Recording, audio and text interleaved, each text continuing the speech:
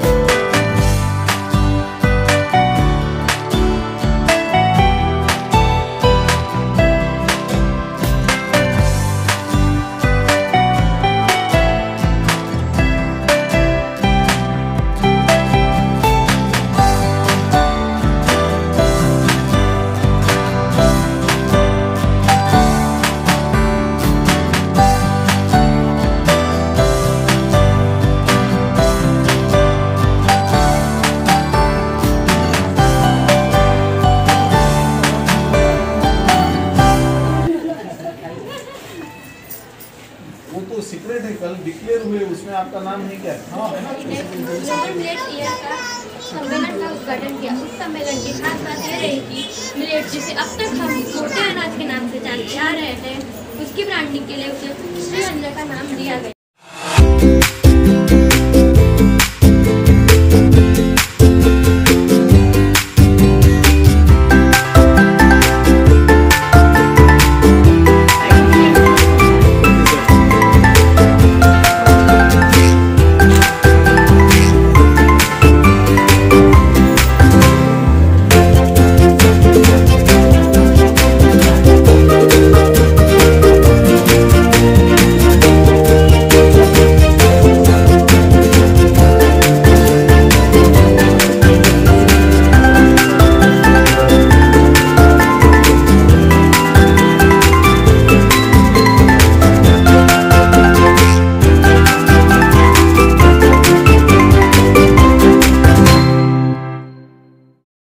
नमस्कार, आप देख रहे हैं रिप्रेजेंट इंडिया न्यूज़ और मैं हूं मनीषा श्रीवास आपके साथ। हमारे साथ शिक्षणाधिकारी रविंद्र काटोलकर सर जी हैं, उनसे हम जानते हैं आज वो हमारे स्कूल में आए हैं। मैं भी इसी स्कूल के स्टूडेंट हूं, सुवती देवी झुनझुनवाला कन्या विद्यालय की।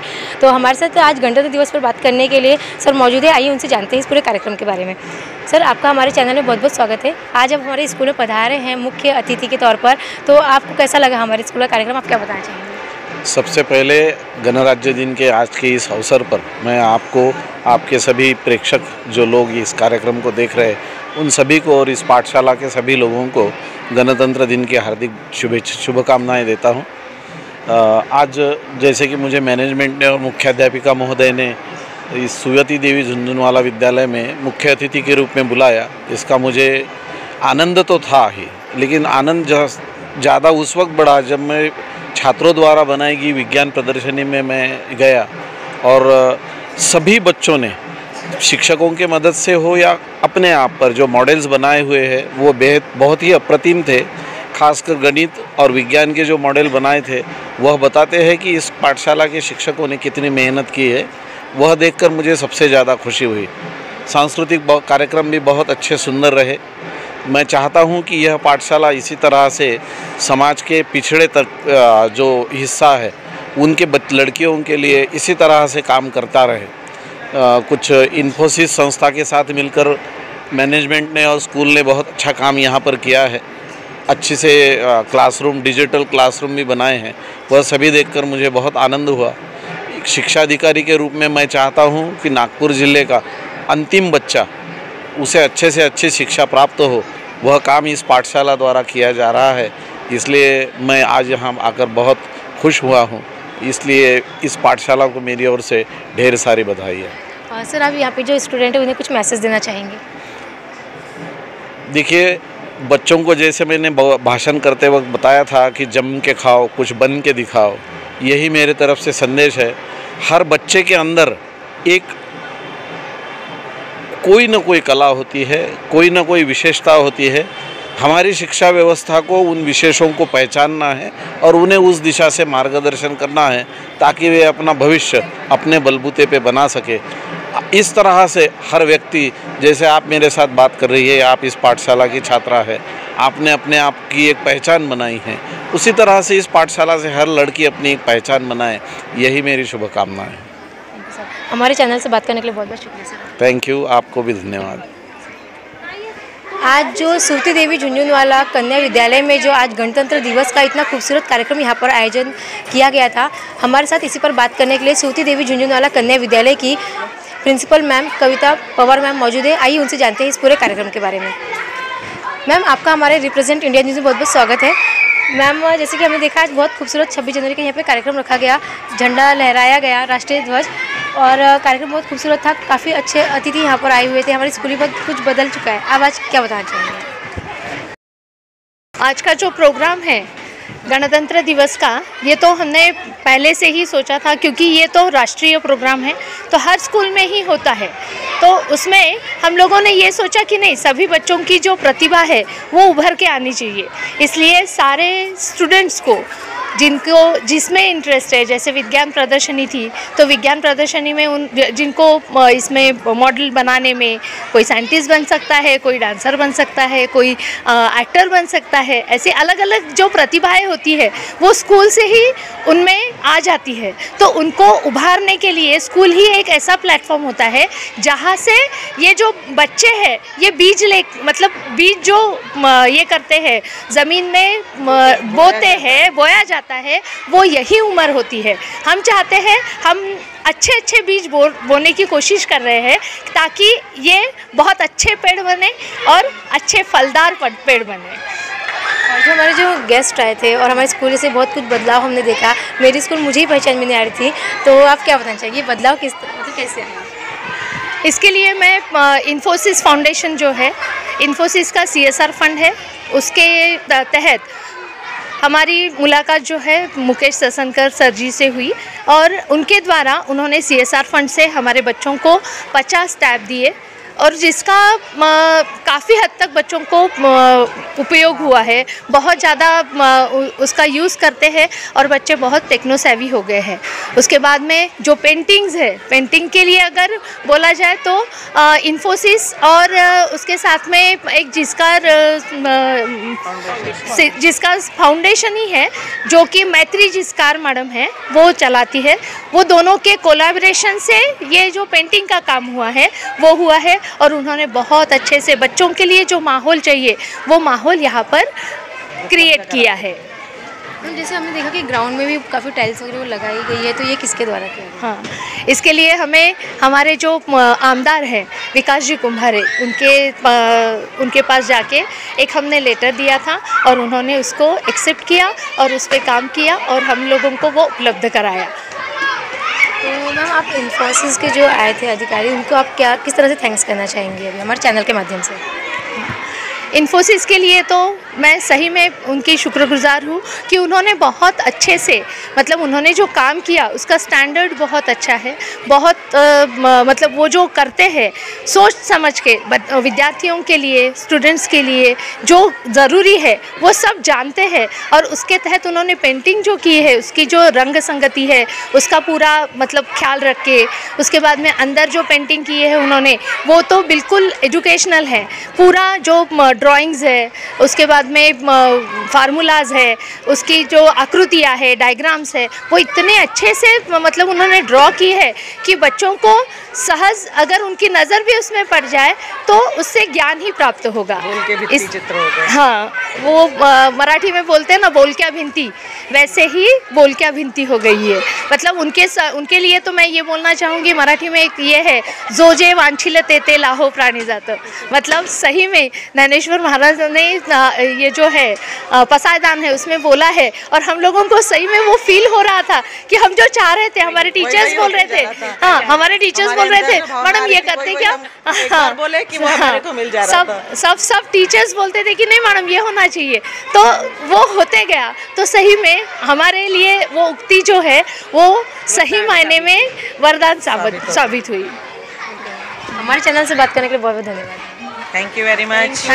Thank you. आप आए और आप हाँ अपने स्कूल की छात्रा है, इसलिए हमें भी बहुत गर्व महसूस हुआ है कि हमारी छात्रा जो आज जैसे बच्चों ने परफॉर्म किया, कभी आपने भी परफॉर्म किया होगा, तो इसके लिए मुझे बहुत अच्छा लगा रहा है। नल पे पहुंच गई, बहुत बहुत शुभकामनाएं। Thank you ma'am, thank you. उपस्थित सभी माननीय जो स्टेज पे उपस्थित है और मुख्याध्यापिका जी जिन्होंने मुझे यहाँ आमंत्रित किया, मैं उन्हें थैंक यू बोलता हूँ। आज का कार्यक्रम अभूतपूर्व था, ये मेरे लिए पहली बार मैंने ऐसा कार्यक्रम देखा। तो आप सब बच्चों के लिए जिन्होंने इतना अच्छा कार्यक्रम सादर किया है, एक बार तालियां हो जाए।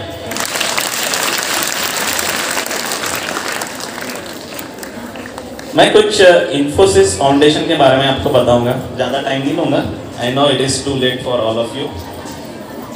हमने ये फाउंडेशन के थ्रू, इन्फोसिस फाउंडेशन के थ्रू, एक नागपुर की छोटी सी फाउंडेशन है CSR के थ्रू, जिसका नाम है एस प्रयास।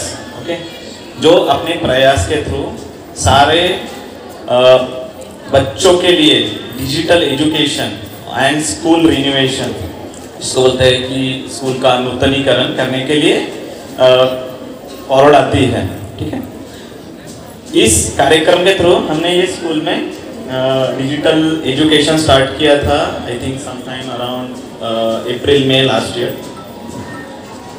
अभी उस समय हमने 50 टैब डिस्ट्रीब्यूट किए थे। उसके बाद में हमारे जो वॉलेंटियर्स है वो रेगुलर सैटरडेज को आके आप लोगों के साथ समय व्यतीत करते थे, आपके शिक्षकों के साथ समय व्यतीत करते थे, उनको उसकी ट्रेनिंग देते थे, टैब कैसे यूज़ करना है, कैसे ब्राउज करना है। और मुझे यकीन है कि आप सभी लोगों ने उसे अच्छी तरह सीख लिया होगा। दूसरा जो काम था, जो नूतनीकरण, जो हमने last year I think November time frame में शुरू किया था, पवार मैडम ने काफ़ी कोऑपरेट करके ये स्कूल शुरू थी, फिर भी हमने ज़ीरो ग्रेविटी के थ्रू वो काम अच्छी तरह से किया है। तो मुझे लगता है अपने जो पेरेंट्स हैं उनको भी ये स्कूल काफ़ी अच्छी लग रही होगी। इसमें एक चैलेंज गया था, आप लोगों को पता है कि हम ज़ीरो ग्रेविटी के थ्रू सिर्फ नूतनीकरण करते हैं, लेकिन यहाँ पे जो खिड़कियाँ वगैरह थी उसके लिए हमें अलग अप्रूवल लेना पड़ता है। तो हमारे वॉलेंटियर्स ने उसके लिए अलग से उपक्रम करके उसके लिए भी अप्रूवल लिया था। और मैं एक बार जस्ट सर्वे करने के लिए स्कूल में आया था और बच्चों को पूछ रहा था कि आपको कैसे लग रहा है। तो उन्होंने मुझे, I think it was in December, तो उन्होंने बोला कि अभी हमें ठंड नहीं लगती। It was a very good gesture, actually I was very happy कि वो भी आप इसके थ्रू एड्रेस हुआ है। तो अभी ये जो हमारा मित्रता हमारी जो बनी है वो ऐसी ही रहेगी। अभी हम बहुत सारे ऐसे प्रोग्राम लाने वाले हैं जिसके लिए आपको थोड़ा करियर गाइडेंस भी मिलेगा। मैं संस्थापक जो है अग्रवाल जी, उनसे भी बात कर रहा था, उनके साथ डिस्कशन के बाद हम लोग और कुछ प्रोग्राम यहाँ ला सकते हैं जो आपको काफ़ी हेल्पफुल रहेंगे। सुवती देवी झुंझुनवाला कन्या विद्यालय गांधीबाग की ओर से आयोजित आज के इस कार्यक्रम में मंच पे विराजमान इस संस्था के सेक्रेटरी सम्माननीय अग्रवाल साहब, हमारी माता है, मंच पर विराजमान सभी सम्माननीय अतिथिगण उपस्थित, या मेरे प्यारे बहनों, सभी सम्माननीय शिक्षक वर्ग, यहाँ पर जो भी गट्टू लगे हैं